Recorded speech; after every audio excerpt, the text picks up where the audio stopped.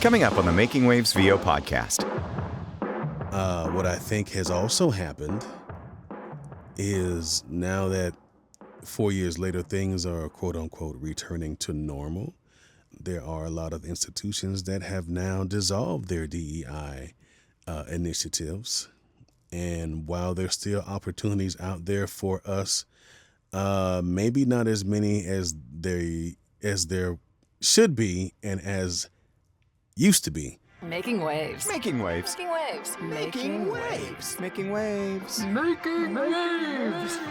Making waves. Making waves. Making waves. Making waves. This is the Making Waves VO podcast with Kevin Kilpatrick and Bobby Maxwell. I have been looking forward to this Making Waves VO podcast, Bobby, presented, by the way, by Full Compass, fullcompass.com. We know VO. Because we had Tre Mosley on several years ago. It was during the pandemic. And we had Tre on along with Krista Walrock. And we were talking about racism in voiceover.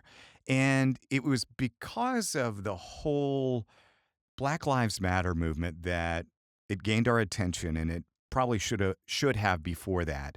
But I want to catch up with Tre and see how he's doing and see if things have gotten better. I feel confident that they have, but I don't know. I don't have that full perspective like he does. Well, I'm just saying he's a very difficult man to track down, so I'm thinking it's going well. I really, really hope so. But yeah, we had talked about some of the things that happen with people of color in terms of voiceover and how they were being excluded and how they were being overlooked. And then all of a sudden, the Black Lives Matter movement happened and things shifted the way they should have been the whole time. And all these auditions that were starting to come in, they were referencing Denzel Washington and all these other prominent black actors, and I just hope it continues. Oh, that's my little reminder to do the podcast today. Yeah, and agents were finally starting to add, diverse actors across the board, and I can't wait to catch up with him and see what he has to say. Yeah, Tre's a cool cat. Bobby, what have you been up to lately? Well, I had a birthday over the weekend. Woo, woo! Happy birthday, Bobby! And I found a new casino, and it wasn't a good experience. Uh-oh. Somebody's got an addiction already. Nah. But did you have a good time on your birthday celebrating? Oh, yeah. Yeah, I had a great weekend with the family and everything. So thanks for asking. I love it. Absolutely. Well, that's good to hear. Tre has entered the room. Why don't we go on and let him in? So have him answer the question since it just happened. We were talking about me going to the casino over the weekend and lost some money. And I said, speaking of that, Tre lives in Las Vegas. And I'm curious, since he's lived there for a few years now, if he's been bitten by the bug. I gamble sparingly. So the last time I went, this will be our third year as of this coming August. It'll be 3 years out here. Last time I went in a casino to actually gamble, my father-in-law was here for Father's Day, and that was in 22. And I went with him, and I played the slots. Kind of broke even because I don't play like large amounts. I'm not that crazy. Me And neither. he did good on blackjack. He was like, "Here, kid, take this with you." And he flipped me a chip. I'm like, "Oh, all right." Someone had a good day. Nice. Well, let's do an official intro, by the way, before we get too deep into this. And I'm just going to read this directly off the website. He's sexy, cool, relatable, honest, has swagger, gravitas, and is real. Ladies and gentlemen, voice actor Tre Mosley. I just threw that nickname in there, by the way. It's all a sham. It's all a sham. How are you, man? I'm good. How you guys doing? Doing We're good. Doing good. We're good. It's Excellent. great to catch up with you again. I don't know if you recall, Trey, but the last time you were with us, you were with Krista Walrock, and Yeah, it I was was going to say it was me and Krista. yeah, yeah. And we were and you said we need to do this again when it's more fun. And here we are, man. Here we are. So we're just going to talk about Trey and your world and what have you been up to and all these good things. Oh, this will be a real short interview then. No, No, stop. what? I So don't you think moved so. to Vegas 3 years ago. What was the impetus of moving there? Why'd you move there? Okay, so reasons we moved to Vegas. And before anybody asks, yes, it does get intensely hot. The hottest since we've been here was 121. Ugh. Ooh, Today, it's a balmy 103. ooh. So Might yeah, need a light jacket. still pool worthy, you know. But We like your pool shots, by the way, your videos in the pool. my pool looks a mess now because what a lot of people don't know, we get a lot of crosswinds out here in the desert. Sometimes they can get up into excess of 50 miles an hour. And when that happens, you wake up the next morning and your neighbor's leaves are in the pool, your leaves are in the pool, the people's leaves from down the street are in the pool. And you're like, hey, it's a perfect day to go swimming. Maybe not. But then that's when you I got this cool little handy dandy. I'm a gadget guy. And we used to have the old school pool cleaner that you plug in the tube under the water and it just kind of moves around. But now they have one that's automated and you program it to kind of follow the path of your pool and drop that in, and for 90 minutes it goes to work. But to answer your question, so things had started to progress very well out here. Out here in these VO streets, we were still in Florida. And we had a 5-year plan that within 5 years, if VO is starting to ascend the way we thought it was going to ascend, that we would consider moving and not necessarily move out to the West Coast, but to just move, period. We looked at the Carolinas, certain parts of Georgia, Texas, but the tornadoes kind of turned us off, so the Midwest was out of the question. And then we did give some thought to LA, but the way those taxes set up, nah, we weren't gonna do that. Plus, it's just expensive. You know, I saw a 2-bedroom condo for like $3,000. I'm like, that's a mortgage. Wow. But I don't know how people thrive and live in LA, but more power to them. So I have a buddy that lives here in Vegas. His name is BZ Cullens, and excuse me if I sound like I'm salivating. I've been talking all day, so I have a cough drop in my mouth. I know that's bad interview etiquette, but forgive me. Dude, it's just us. You're good. But we were supposed to come out here in 20 for our anniversary, but then the doors of the world closed, and that was in March. Our anniversary was in June, so it's like, phooey, we're not going to go to Vegas. But smart me said, well, I got a feeling we give this thing a year and things will slowly start to open back up. So I booked rooms for our anniversary for 21. And lucky me, the doors started opening a bit. I was, all right, Vegas a bust. And we came out here for our anniversary. And he showed us around during the day. You know, when you get to know a place, when it's known for something else, but you see the other side of it. So people think Vegas, they think the Strip or Hoover Dam or all the shows and stuff you can go to. But once you get off of that 2-mile, 3-mile strip of street of area, it's like any other suburb or urban area.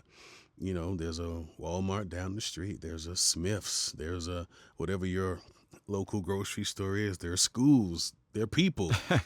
And just going around the neighborhoods like, this ain't bad. And my realtor, who is the wife of my producer for the work I do with the Raiders, I had told them that I was coming out. And they was like, hey, man, if you're still looking for a house, you know, Macy, I'm sure could set you up with some open houses, and she did. And at that time, I think everyone who had wanted to move in 20 was a mass exodus in 21 because the man, it was strenuous. We would go into a house, fall in love with it, make an offer, and I am so I was sitting in the court and testify. The minute we got into the car, but by the time we got to the traffic light, she's like, "Yeah, someone outbid you by 10,000." What? And she's like, "Yeah, this has been happening because people couldn't move in 20, so it allowed them to save even more money. The houses were now prime for the picking. Like, hey, pick me, buy me, sell me, buy me," and that's what everyone was doing. So during the day, it was house hunting and sightseeing and seeing all things off the strip. And we even took a drive to LA. I'm like, it's only like 3-4 hours. Like, really? Oh, that's a day trip. Cool. So that was another incentive that if I did have work in LA, it's a 45-minute flight, hour tops, or a couple of hours on the road. You kind of make a road trip of it. I'm like, it's kind of massaging me a little bit. I'm liking this. So we were out here for a week and saw plenty of houses, no deals. And we get on the plane and we're kind of like, well, it was, Vegas was fun, but I don't think it's going to be the move until we land. And you can now switch your phones off of airplane mode. And my phone was a buzzing. Bzz, bzz, bzz, bzz, bzz, bzz. I'm like, someone's really been trying to reach me. It was the realtor. "Hey, you guys still here? I found a house for you. Give me a call." Oh, of course. I'm like, about that. We just touched down in Florida. And we're not gonna turn around and come back. Not that quick. Yeah. The homeowners agreed to do a virtual walkthrough. Got on FaceTime with my realtor, and she walked the house inch by inch. This is the dining area. This will be this, and there's a bedroom on the first floor. I know you wanted something so where your parents wouldn't have to go upstairs. Well, here's a full bedroom, bathroom right next to it. I'm like, okay, tell me more. And then there are rooms upstairs, and I'm like, show me that room again, this one. And I'm looking at I'm eyeballing the specs of the room, like, that's the studio. Okay, of course. Keep going. Yeah. So she's like, one more thing I got to show you. And then she opened the blinds, and Bobby, it was the Yes. And I said, sold. Wow. After I get an inspection. Yeah. So I hired a guy that was not a part of their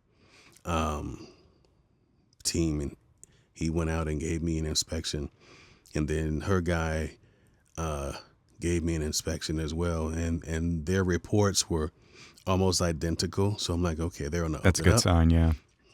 Yeah, and I had a couple of contingencies. There were a couple of things like, well, if they repair that before we come, and if they fix that before we come, and replace that before we come, I think we got a deal. And we did. And we did a very rare simultaneous close. We closed on our old house, and we closed on the new house within 48 hours. Wow. We literally had the same notary come to our house to sign off on the old house. She came back like the next day, like, hey, it's me again. You got papers to sign off on your new house. And then that was mid-July, around the 25th, or late July rather. And then late to mid-August, we had everything packed, and thus began a 3-day road trip of excitement and wonder, and it was very tiring and long.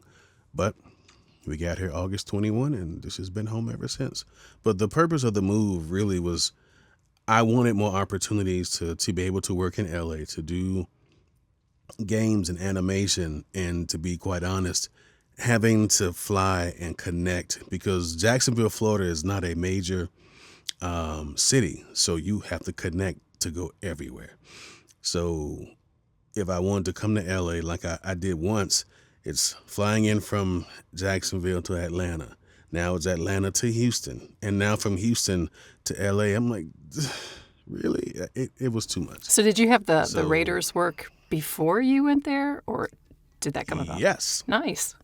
The Raiders work, one thing I will say about being stuck at home all of 2020, you either get very bored or very creative. And I got very creative. I started reaching out to different entities that I was fans of, and I've been a Raiders fan, even though I grew up in Miami. I love my Dolphins. I just love the Raiders more. And I reached out to them and said, hey, I've been a fan since 1983, and I would love to somehow be a part of the organization. I'm a voice actor, and, sent them samples of my work.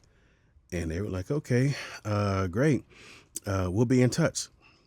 I didn't really like that response because, usually people say we'll be in touch.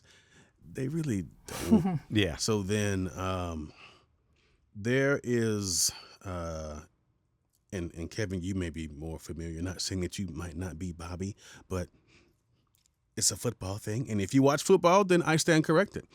But back in the day, there was a guy named John Facenda. The frozen tundra of Lambeau Field. See, he gets it. An autumn breeze, and he there was a poem called The Autumn Wind. Yeah. And it's become like the battle cry for the Raiders. And I recited that poem, and I had the orchestration in the back as I'm reciting it, and I sent that to them. Ooh. About an hour later, I got an email. I said, I think I got their attention. And we did a Zoom chat, and they sent me a couple of sample scripts to read, and they were trying to capture that old John Facenda read. I said, I can give you something like that, but you're moving to a new city, which means a new fan base, which means, everything is going to have to be new and modern and up to date. So I gave them I recited something else with that, that John Facenda type of read. And I gave him that. I said, do you mind if I do something a little different? He was like, yeah. So I gave him this. Raider Nation, we coming out and just, with energy. And they were like, so can you do all of them that way? I sure can. And thus began this is season 4 with the organization.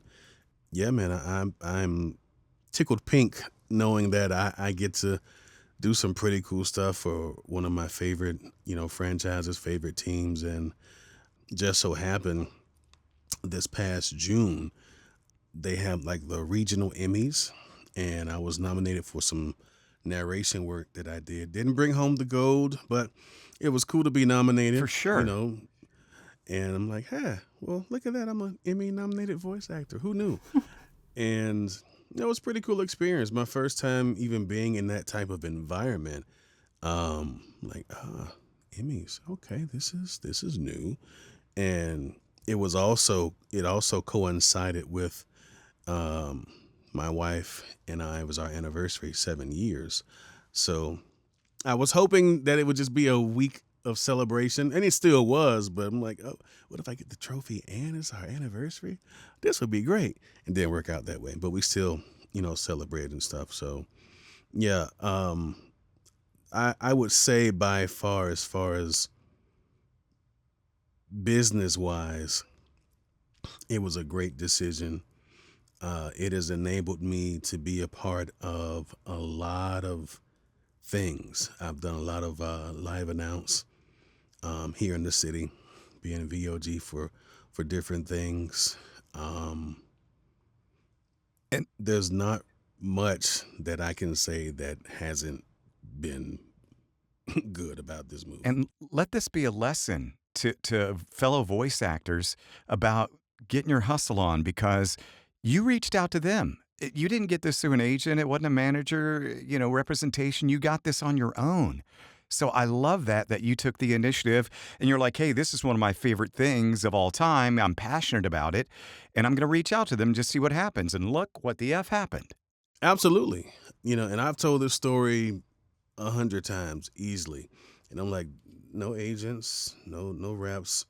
I felt like if I could show them the passion that I had as a true fan, that it would come out in the reads. I just needed the opportunity.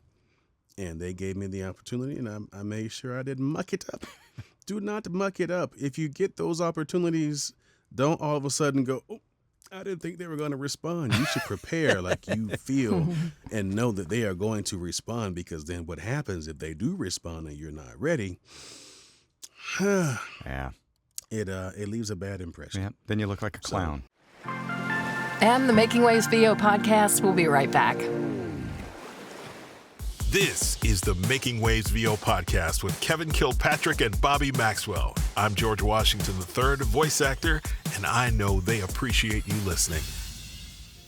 Bobby, this is a hot time of the year, and it's always a great time to buy gear at Full Compass. And why is this so why is it really good right now? Well, we're excited about this. We have a special code for Making Waves listeners that you can get 10% off of almost anything at fullcompass.com. I mean, who doesn't love a sale? I know I do. I know, and we were so excited. We got the email this morning from Full Compass, and they said, hey guys, we have a new code, and that code is Making Waves, all one word, Making Waves. Waves without the E, though, of course. It's a great time because there's a lot of VO coming up, right? Oh, yeah. We did an episode about this on Making Waves, about what's happening this fall and what's happening up until the end of the year. So everybody's kind of doing updates and bettering their equipment. So if you want to find some great products, and they pretty much have it all, and you can get 10% off with Making Waves, the code, when you check out, do it. Do it. Think about it. You could buy, a $500 microphone and you save $50. I mean, and then with that $50, you could buy some new cables. On and on and on. But I will tell you, it is a limited time only on the new code, Making Waves. And there are a few exclusions, Bobby. Yeah, it is for a limited time on purchases of qualifying non-sale items, not valid on parts. Cannot be combined with any other offer. Additional exclusions apply. $1,000 maximum discount. And limit one redemption per customer, so get it all at once. Offer not valid on previous purchases, non-transferable, single-use promo code. Call 800-356-5844 for details. Void where prohibited. That code, one more time, is Making Waves, MAKINGWAVS, Making Waves, no E. 10% off from Full Compass and fullcompass.com. We know VO. Now, back to the podcast. Speaking of agents, I don't know if the last time we talked to you on the podcast, if you were with Atlas or not, but I think it was probably pretty soon after.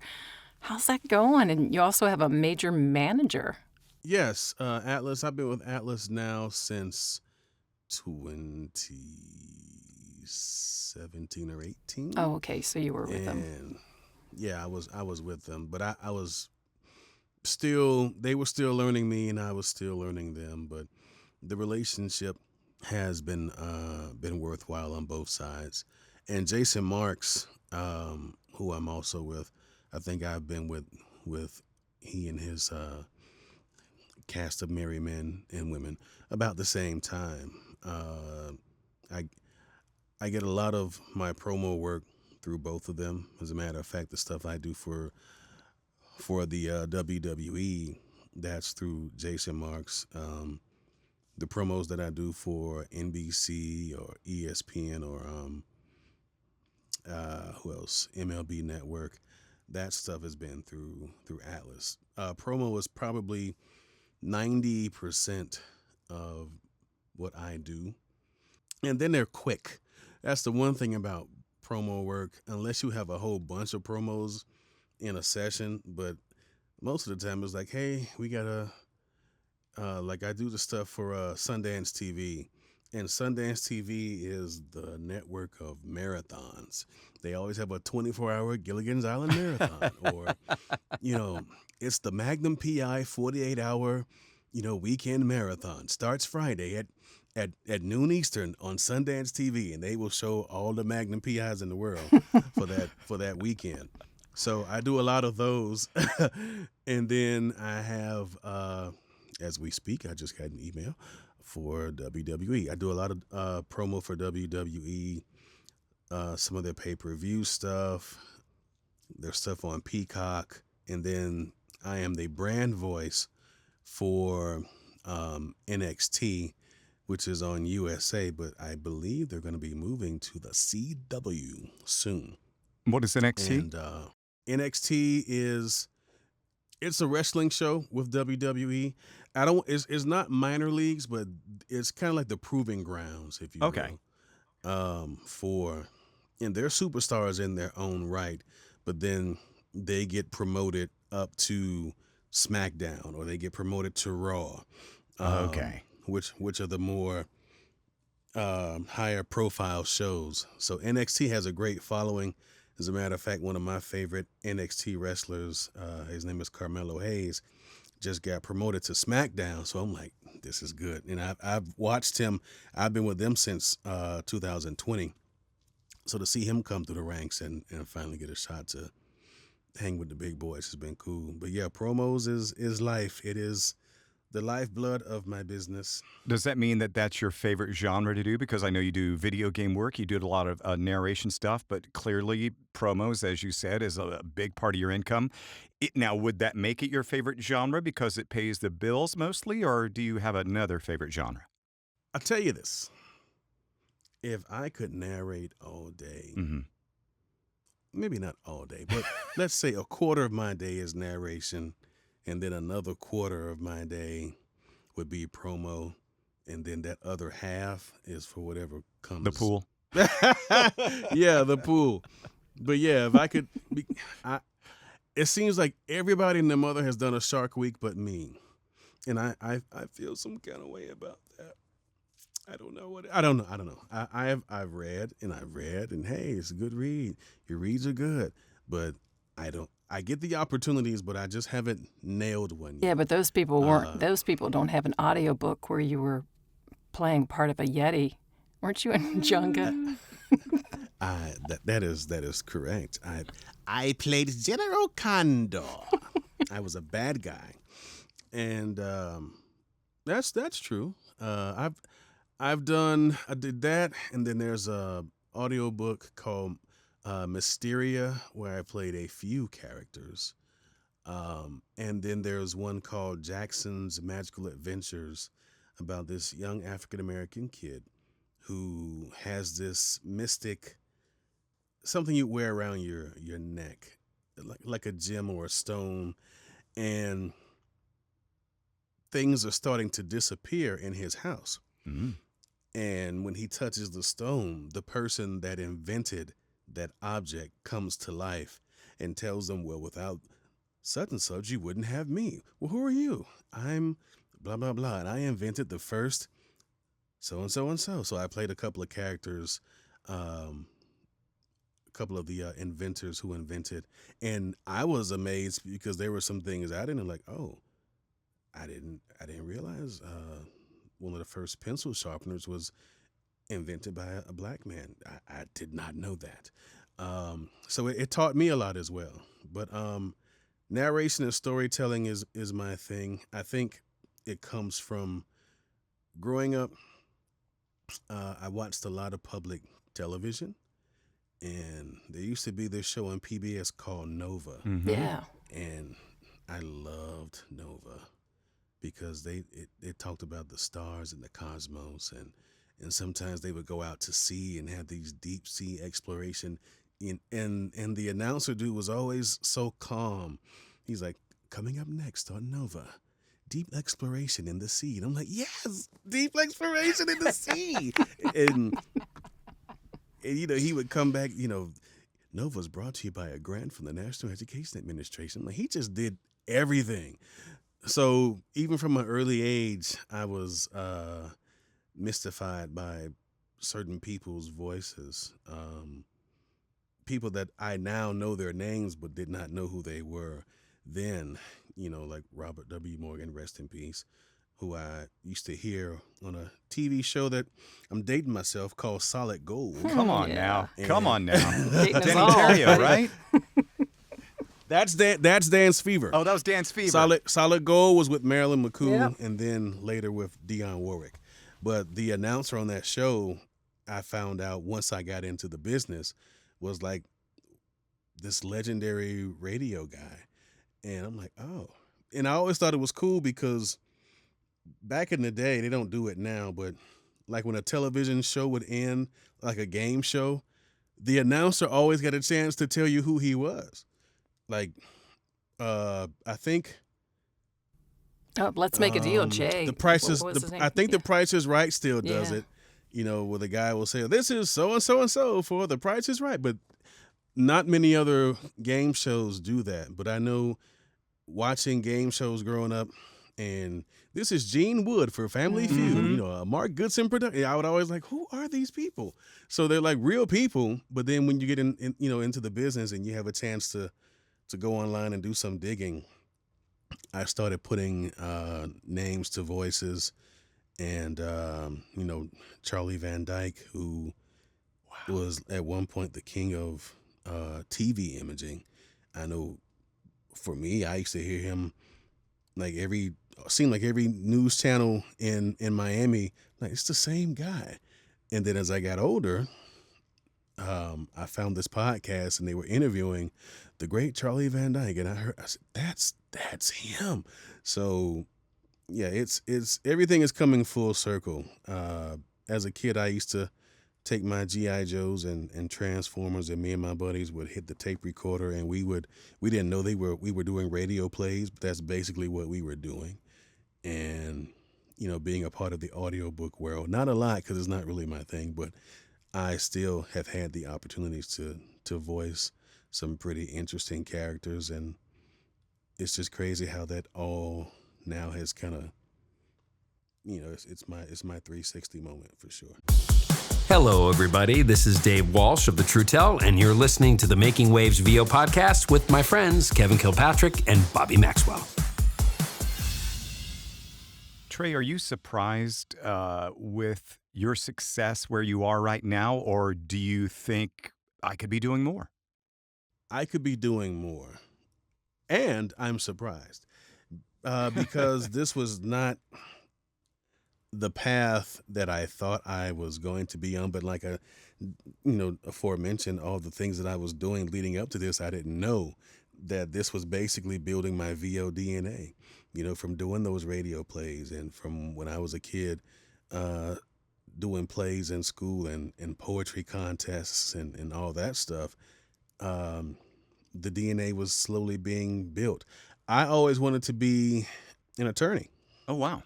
Yeah, it was something that fascinated me about the law, and watching certain crime shows on TV as a kid. I wanted to be an attorney.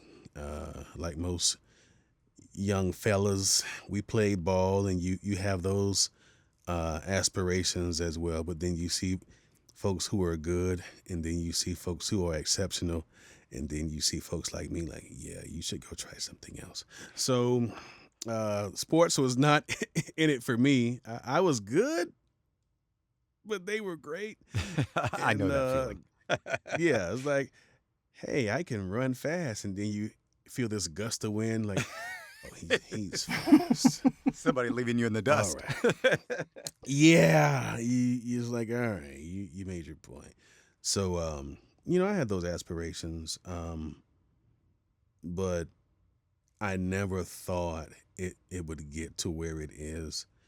It was really one of those things, and I think when it happened, I'm like, all right, are we going to get serious about it? So I was working in a corporate arena, in banking. And I remember, kind of moving up. At first I was working in collections, and then I moved into asset management, helping folks with their portfolios, or helping folks who were maybe about to go into foreclosure and we're trying to modify their loans and things like that.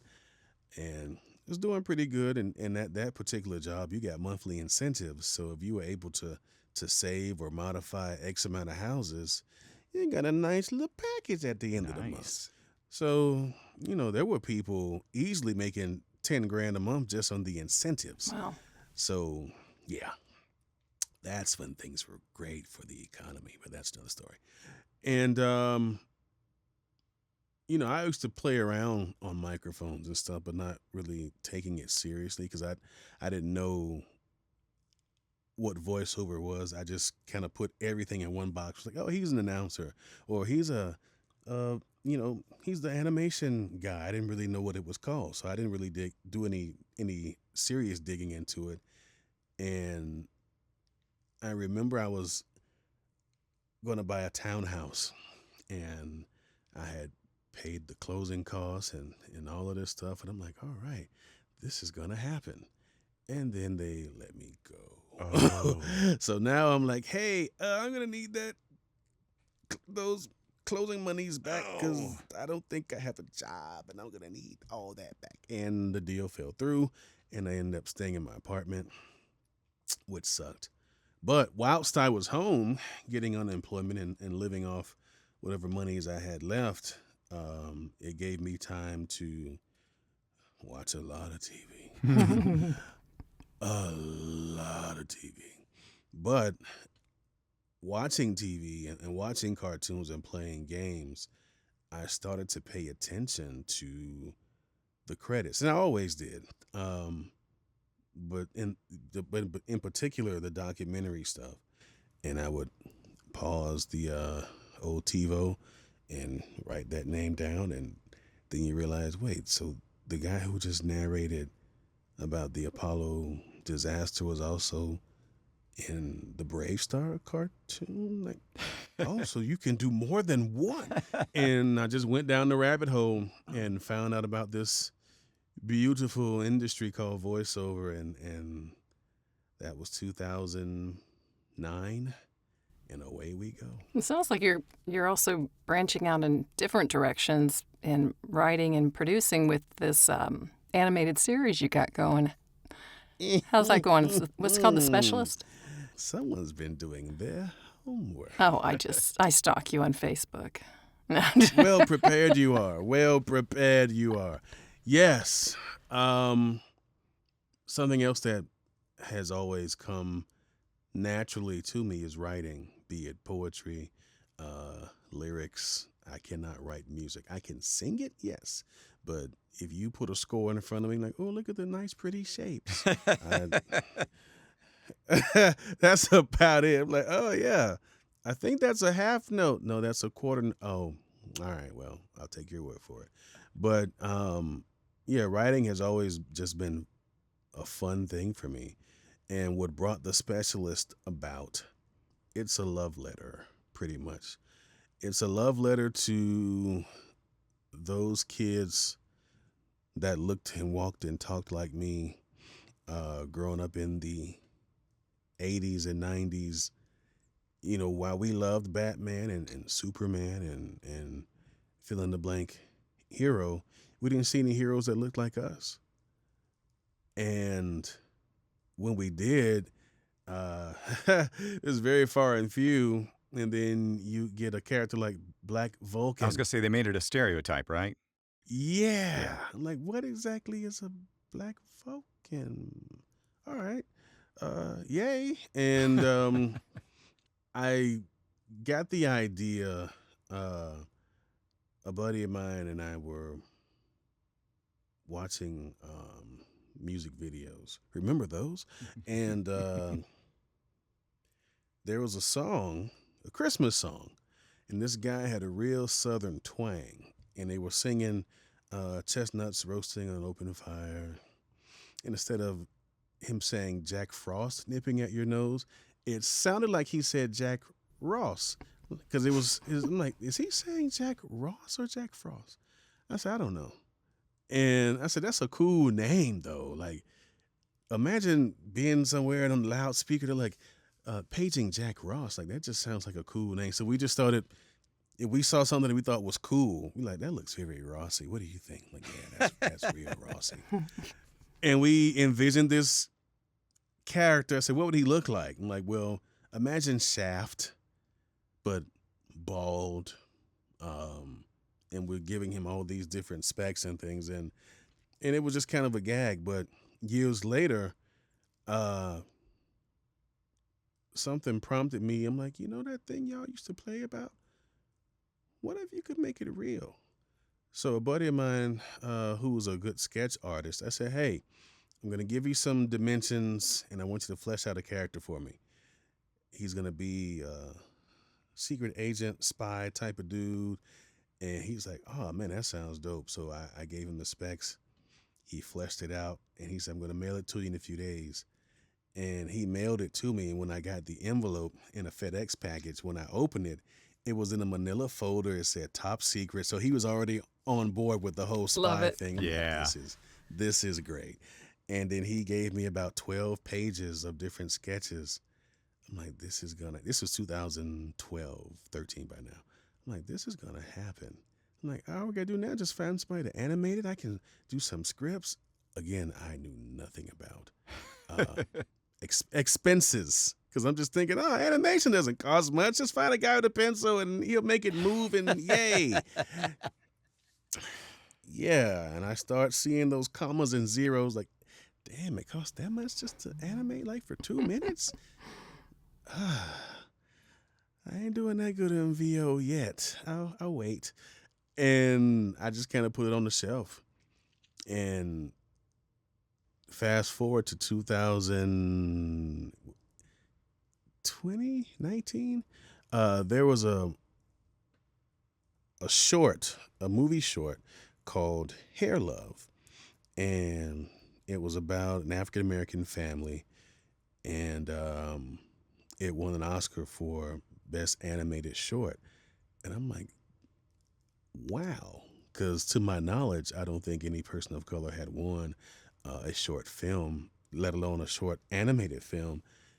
And it reignited the passion in me to create this series, and I got to work. We're still in production because, I have to fund the project, but I do have a house to run as well. Mm-hmm. So that takes precedence over the animated series. And we've had a few rounds of Kickstarter and GoFundMes and all that stuff. And monies have been trickling in, and it's been helping. But it will see the light one day, and I'm very optimistic about it. I have a good friend of mine. She's also a voice actor. Her name is Trakina White. She's like, look, this show has favor. It's going to happen. I'm like, all right, I believe. So it's going to happen. In the Making Waves VO podcast, we'll be right back. VO news and insights to take your game from VO adequate to VO at a kick ass. This is voice actor Steve Henderson with Good Pipes VO, and you're listening to the Making Waves VO podcast with Kevin Kilpatrick and Bobby Maxwell. Bobby, this is a great time of the year to save money on gear, is it not? Well, we were talking about a 4th of July, or it was a Christmas in July sale. Of course. Yes. Sales are happening everywhere. Absolutely. And what better way to save money than on gear at Full Compass, fullcompass.com. You go there, you do your shopping, you do your browsing, and then guess what? You enter a special code. If you call them on the phone, you tell them the code. But the code is We Know VO. Exactly. You're going to get 10% off almost anything. There's a few exceptions, but almost anything that you buy right now through Full Compass, you're going to get 10% off when you present that code. Enter it at checkout or tell them on the phone. The offer is only good through July 31st, though. And you get 10% off. You get an extra 10% off when you put in the code We Know VO, all as one word. Now, it's on purchases, qualifying purchases. It's not valid on parts, cannot be combined with any other offer. Additional exclusions apply. There's a $1,000 maximum discount, limit 1 redemption per customer. Offer not valid on previous purchases. This is non-transferable, single-use promo code. Call 800-356-5844 for details. Void where prohibited. That's the legal speak. And remember, it's We Know VO for 10% off almost everything that Full Compass and fullcompass.com have. All one word. Go to fullcompass.com and shop to your heart's content and enter that code. and you should be good to go. Full Compass, fullcompass.com. We know VO. Now back to the podcast. Trey, we've loved catching up with you. I do want to ask, and you can totally turn this down, but do you have a nightmare session story that you might have you could tell us in a minute or two?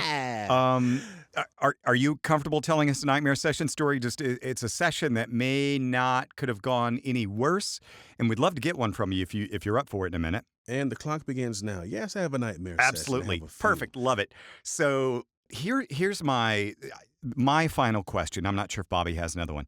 But, when we had you on 4 years ago, things were rough, but things were starting to come to the surface about racism in voiceover and how people of color are treated differently in voiceover. Trey, please, for the love of creatures great and small, tell me that things have gotten better over these last 4 years. And if they haven't, please tell me that too. So the pendulum at one point, it swung on the uptick.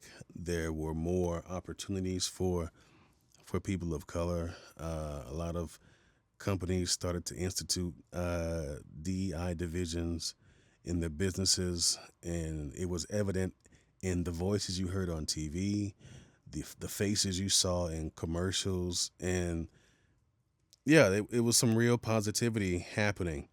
What I think has also happened is now that 4 years later things are quote unquote returning to normal, there are a lot of institutions that have now dissolved their DEI initiatives. And while there's still opportunities out there for us, maybe not as many as there should be and as used to be, unless you've maintained a relationship with those past clients. I think that trying to engage and get new clients to get on board it can be arduous at times. So yeah, things have gotten better, but they can progress even more, I feel. That's good. And I know just by you talking about having the drive to work on your projects, I know that that's an important thing for you to keep at too. So best wishes. Oh yeah. Thank you. Well, man, we certainly wish you much success moving forward. But something that sometimes doesn't go so great are recording sessions. Sometimes they can become a nightmare. Tre Mosley, voice actor, can you please share with us a nightmare session story? Nightmare Sessions! So there's a commercial. It may not be running anymore, and if it is, I need my residual checks, please. There's a commercial that ran for a while for one of those Prevnar 20 campaigns, and I was the voice of one of them. And the word that had me wanting to just rip my lips off was pneumococcal pneumonia. Oh, jeez.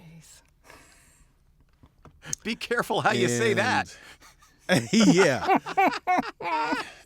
So, and since this is going to be a quick story, I might be able to squeeze in a second one. So yeah, having to say pneumococcal pneumonia, which I now can say perfectly, as you can hear. But at first it's like, yeah, and yeah. Like take 27. Take a moment to, and the one sentence had so many words with the letter P, but only one had the pronunciation of P, because pneumococcal and pneumonia, as you know, have a P, but it's an N sound. So I'm like, take a moment to pause and ask yourself, why did you get vaccinated against pneumococcal? So we finally got it done. And it was like, hey, man, don't worry about it. Everyone stumbles on this, and then it was over.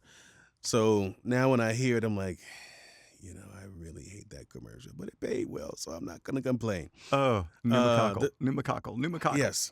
Are you still doing medical VO? I do medical here and there. I do some stuff for Sirius XM, and I forget the commercial, which is probably good because that's another long word.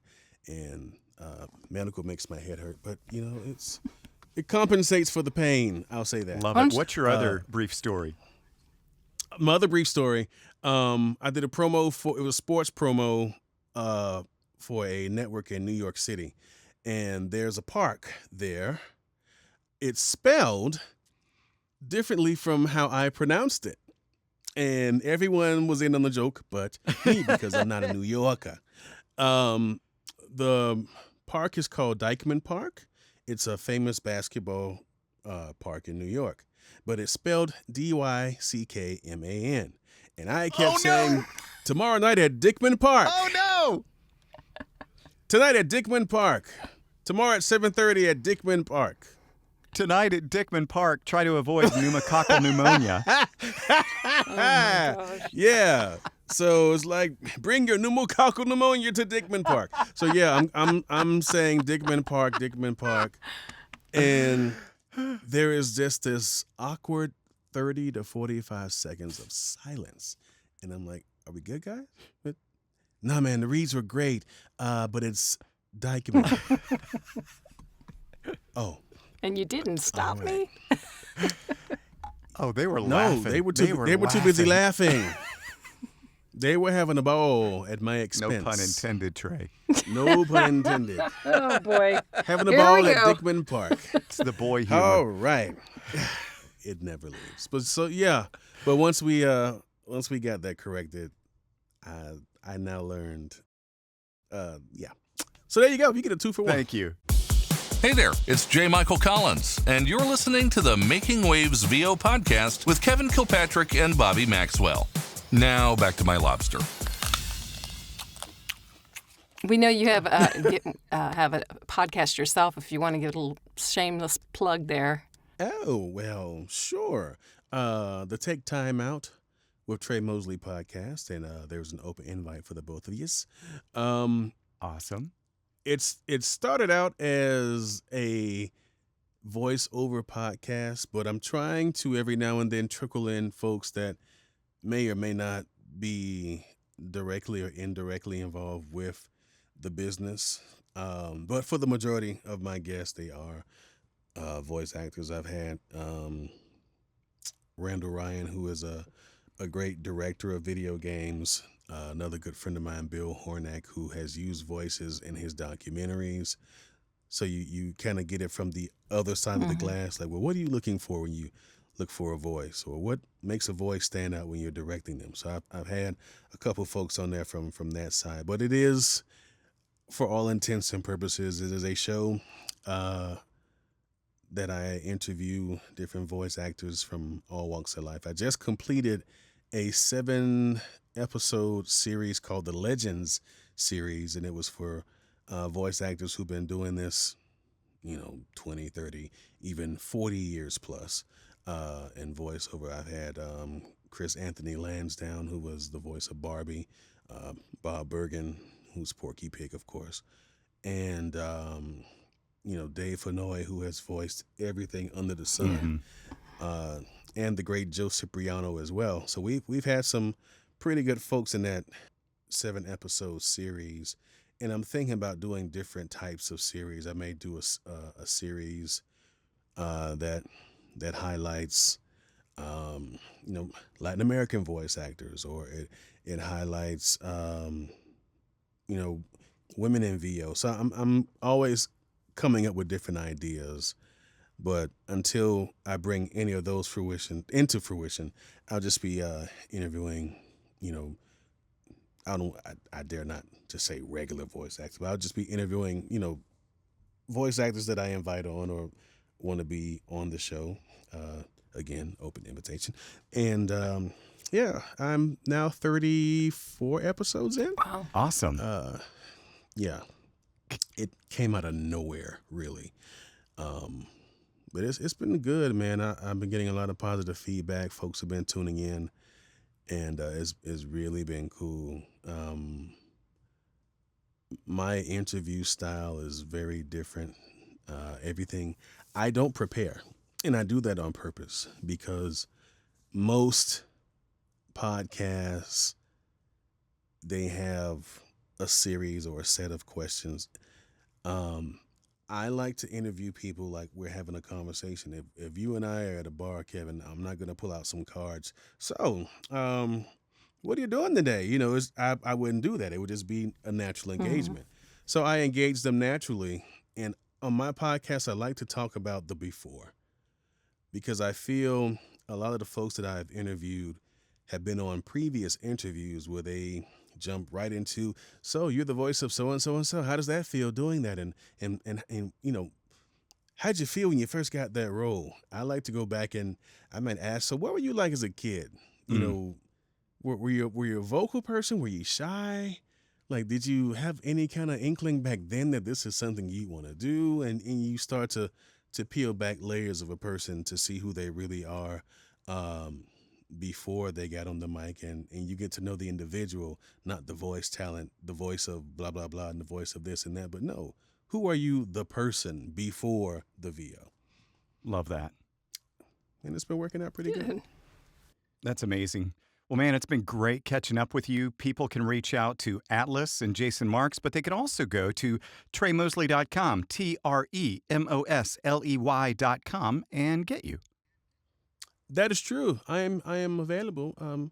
Please, let's work. Let's do things. Let's make magic. And I promise to pronounce all of your words correctly. Thanks so much, Tre. My pleasure. Well, that was so much fun catching up with Tre, wasn't it, Bobby? Wow, he is just everywhere. I mean, what genre isn't he in? That's pretty cool. He's a worker. He deserves it too. Now, I mean, just for the talent alone. He is a super talented guy, and he's passionate about the business, and you can tell he gives a shit. He's got a lot of give a shit factor. So, love that. What's that? Love having him on. GASF. Never mind. Gassif. He has gassif. Oh, well, until the next one, Bobby, the Making Waves VO podcast is presented by Full Compass, fullcompass.com. We know VO. The Making Waves VO podcast is produced by K2 Media Productions with hosts Kevin Kilpatrick and Bobby Maxwell. Sound design and editing by Jason Traver. Production assistance by Lacey Deline. Publicity and social media by Shannon Scott and Silas Phillips. Be sure to subscribe to the Making Waves VO podcast on your favorite platform. For all episodes, merchandise, gear, and more, visit makingwavesvo.com. Until next time, I'm AJ McKay. Keep making waves.